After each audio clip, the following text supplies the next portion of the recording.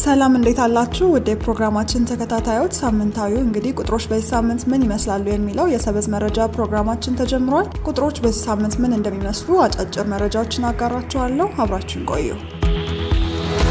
በሀገሩ ባይተዋር ሆነው ዝናው በዓለም የናኘው ኢትዮጵያዊው ጌሻ ቡና። ኢትዮጵያ ስለምታመርተው ነገር ግን በቅጡ ገቢ ስለማታገኝበት ጌሻ ቡና ምን ያህል ያውቃሉ?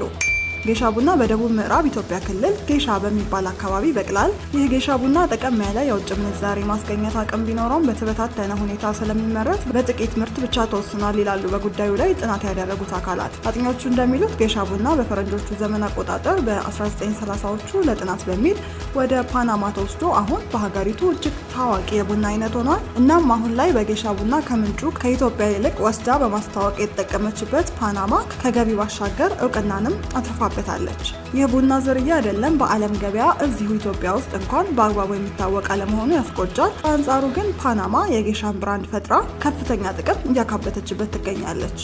ፓናማ ጌሻ ቡናን በዓለም ገበያ በኪሎ $1000 የአሜሪካ ገደማ በሆነ ዋጋ ትሸጣለች። የኢትዮጵያ ገበሬዎች ደግሞ በአንጻሩ ይህንኑ ዝርያ በኪሎ ከ3 እስከ $6 በሆነ ዋጋ ለዓለም ገበያ ያቀርባሉ። ኢትዮጵያ ከዚህ የቡና ዝርያ ተጠቃሚ መሆን እንድትችል ቀጥተኛ ንግድን እንዲሁም ዘመናዊ የማስታወቂያ ዘዴን ማንበር ይጠበቅባታል። በፈረንጆቹ 2024 የወጣ መረጃ እንደሚያሳየው ፓናማ 20 ኪሎ ግራም ጌሻ ቡናን በ30,204 የአሜሪካ ዶላር በመሸጥ ክብረ ወሰን አስመዝግባለች። አሁን ላይ ከፓናማ በተጨማሪ የጌሻ ቡና ዝርያን ተወዳጅነት የተረዱ እንደ ኮሎምቢያና ኮስታሪካ ያሉ ሀገራትን በስፋት እያመረቱት ይገኛሉ። ለዚህ ደግሞ የተሳለጠ መሰረተ ልማት፣ የውጭ ገበያ ትስስርና የልዩ ዝርያ ቡና ኔትወርኮች በስፋት እየተጠቀሙ ነው። በቀጣይ ደግሞ በካሊፎርኒያ በረሃ የተጣሉት 300,000 መኪኖችን እናያለን። በሀገር አሜሪካን በሚገኝ ሞጃቬ የተሰኘ በረሃ ላይ ዛሬም ድረስ ለበርካታ ዓመታት ያልተነሱ መኪናዎች ይገኛሉ።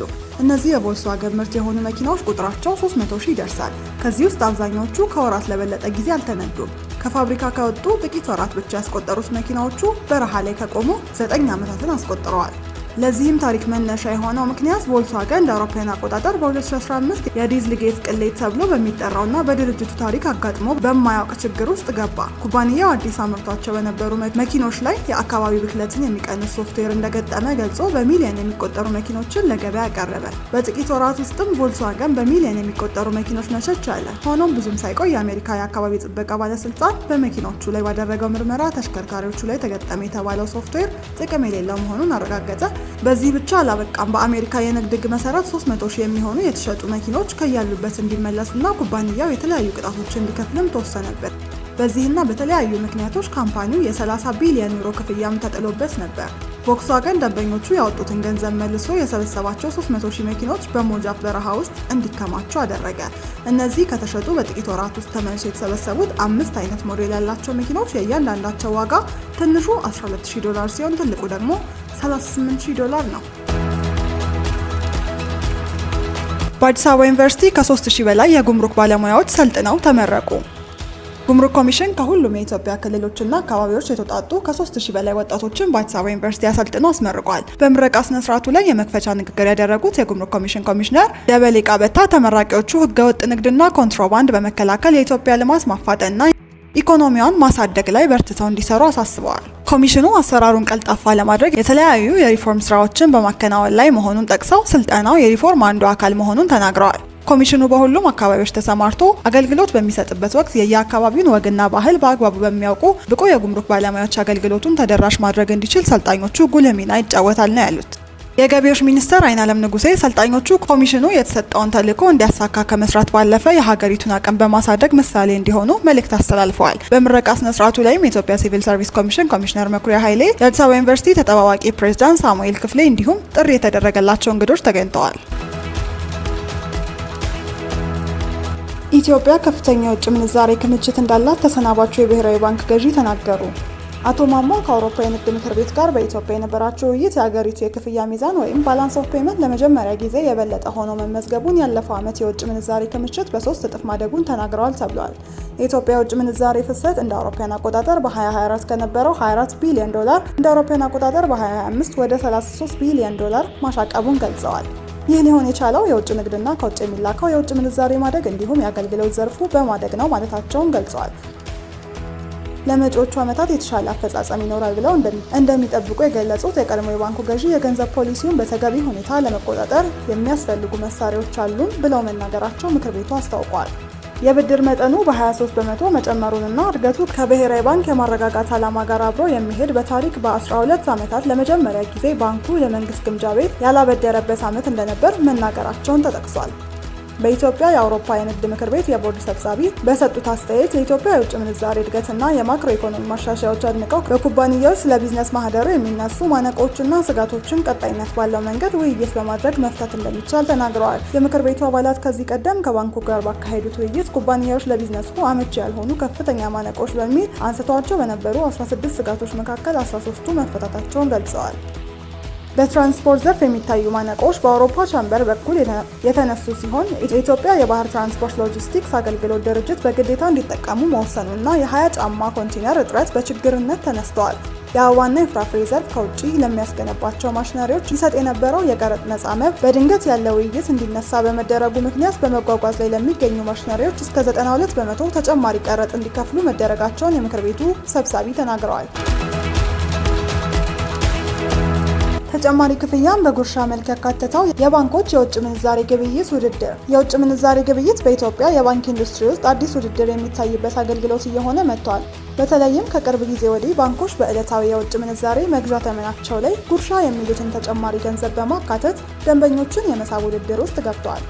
ይህ የመወዳደሪያ ስልትም በባንኮች መካከል ያለው ዕለታዊ የውጭ ምንዛሬ መግዣ ተመን ላይ የተለያየ እንዲሆን አድርጎታል። በየዕለቱ ይፋ ከሚደረጉት የመግዣና የመሸጫ ዋጋዎች በተጨማሪ እንሰጣለን ብለው የሚጠቀሱትም የጉርሻ መጠን ቀስ በቀስ እያደገ ይገኛል። ለአብነትም በተጠናቀቀው ሳምንት እንደ አዋሽና ወጋገን ያሉ ባንኮች በዕለታዊ የዶላር መግዣ ተመናቸው ላይ ያስቀመጡት የ9 በመቶ ተጨማሪ የጉርሻ ክፍያ ተደምሮ 1 ዶላር የሚገዙበት ዋጋ ከ154 ብር በላይ ደርሷል። ሌሎች ባንኮች እንደ አዋሽና ወጋገን የ9 በመቶ ጉርሻ ባያካትቱም አንዳንዶቹ የ2 በመቶ ጀምሮ ጉርሻ፣ የተቀሩት ደግሞ በዕለታዊ የውጭ ምንዛሬ መግዣ ተመናቸው ላይ ተጨማሪ 6 ብር በሽልማት መልክ እየሰጡ መሆናቸው ታውቋል።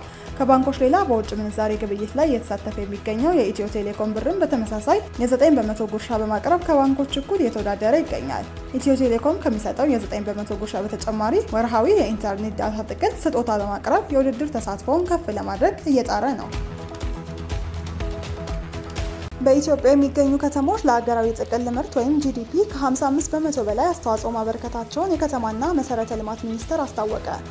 ሚኒስቴሩ ይህን ያስታወቀው ከህዳር 6 እስከ 10 2018 ዓ.ም የከተሞች እድገት ለኢትዮጵያ ልህቀት በሚል መሪ ቃል የሚካሄደውን 10ኛው የኢትዮጵያ ከተሞች ፎረም አስመልክቶ አርብ መስከረም 9 2018 በሰጠው ጋዜጣዊ መግለጫ ነው። የከተማና መሰረተ ልማት ሚኒስትሯ ወይዘሮ ጫልቱ ሳኒ በዓለም አቀፍ ደረጃ 80 በመቶ በሀገራዊ ጥቅል ምርት አስተዋጽኦ እያበረከቱ የሚገኙ ከተሞች ናቸው ብለው የኢትዮጵያ ከተሞችም ለሀገራዊ ጥቅል ምርት 55 በመቶ ድርሻ እያበረከቱ ይገኛሉ ብለዋል። የኢትዮጵያ መጪ ዕጣ ፈንታ ከከተሜነት ጋር የተያያዘ ነው። በመሆኑም እያደገና እየጨመረ ለሚመጣው ከተሜነት በቂ ዝግጅት ማድረግ ይጠበቅብናል ያሉት ሚኒስትሯ በከተሞች ልማት በማፋጠንና ያደጉና የተለወጡ ከተሞችን በመፍጠር ረገድ የኢትዮጵያ ከተሞች ፎረም ከፍተኛ ሚና በመጫወት ላይ ይገኛል ሲሉ አስረድተዋል። ኢትዮጵያ የረጅም ዘመን የከተሜነት ታሪክ ያላት ቢሆንም ከተሞቻችን ግን በዚህ ልክና ደረጃ የሚመጥን እድገት ውስጥ አልነበሩም። መዘመን ላይ ከፍተኛ ችግር ነበረብን። አካባቢያችን ንጹህና አረንጓዴ ከማድረግ አንጻር ውስንነቶች ነበሩ። ሆኖም ከመንግስት ለውጥ ወዲህ ግን የሀገራችን ከተሞች ለውጥና መሻሻል በማሳየት ላይ ናቸው ብለዋል።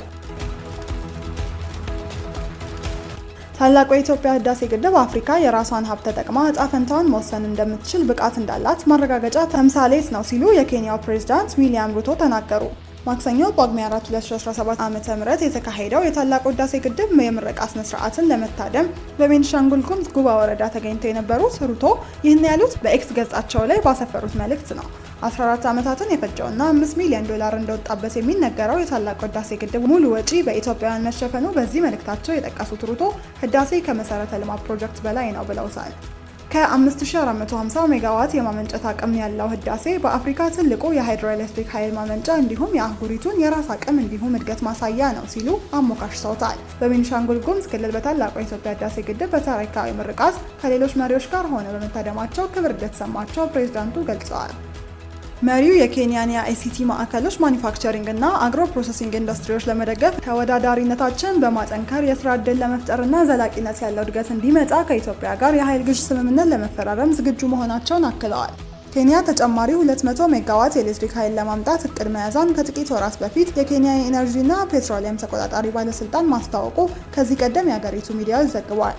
ኬንያ በባለፈው አውሮፓውያኑ ዓመት ከኢትዮጵያ 3.63 ቢሊዮን ብር በሚያወጣ ወጪ ኃይል መግዛቷን ዴይሊ ኔሽን አስነብቧል። ከዚህ ቀደም በነበረው ዓመት ውስጥ 1.32 ቢሊዮን ብር ወጪ አድርጋ እንደነበር የተጠቀሰው ዘገባው ይህም በ3 እጥፍ ማደጉን አስገንዝቧል።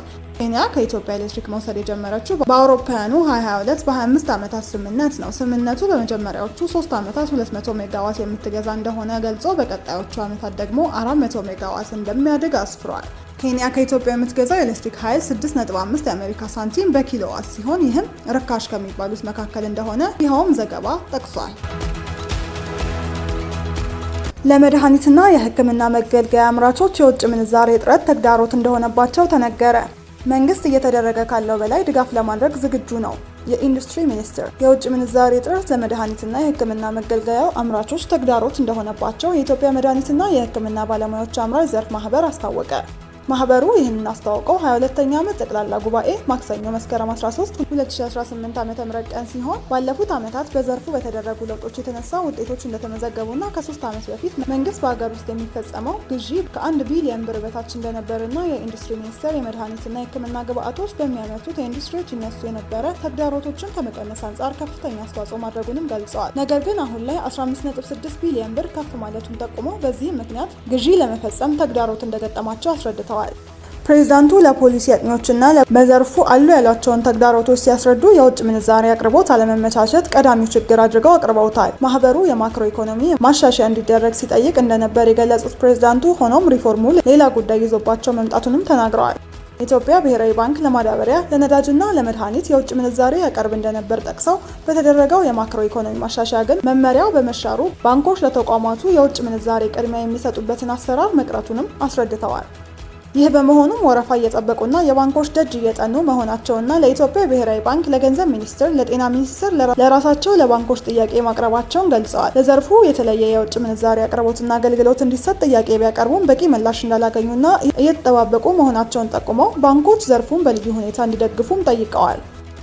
እንግዲህ ውድ የሰበዝ መረጃ ተከታታዮች ለዛሬ ያዘጋጀንላችሁ ቁጥሮች በዚህ ሳምንት ምን ይመስላሉ የሚለው አጫጭር መረጃዎቻችን እነዚህን ይመስላሉ። ስለተከታተላችሁን እጅግ አድርገን እናመሰግናለን። በቀጣይ ሳምንት ሌሎች መረጃዎችን ይዘን እንመጣለን። እስከ ሳምንት መልካም የጤና ጊዜ ተመኘን።